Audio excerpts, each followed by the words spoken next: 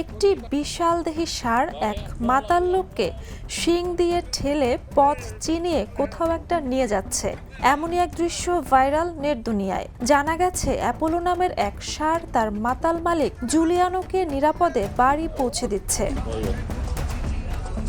ভিডিওতে দেখা যায় বার থেকে বের হওয়ার পর জুলিয়ানো ঠিকভাবে যখন হাঁটতে পারছিলেন না, তখন তার পোষা ষাঁড় অ্যাপোলো তাকে পেছনের দিক থেকে ধাক্কা দিয়ে সামনের দিকে সঠিক পথে এগিয়ে নিয়ে যাচ্ছে, যেন নিজের দায়িত্ব নিয়ে মালিককে বাড়ি নিয়ে যাচ্ছে। ঘটনাটি ব্রাজিলের। ভিডিওটি দেখে অনেকেই মজা নিয়ে বলছেন অ্যাপোলো একটি মেডেল ডিজার্ভ করে, আবার কেউ বলেছেন আমার এমন বন্ধু বা ষাঁড় থাকলে ভালোই হতো।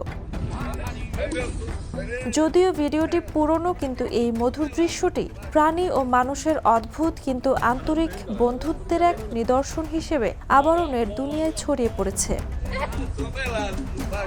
Jhuma Mridha, the news. দেশে দেশে সবার সাথে দ্য নিউজ।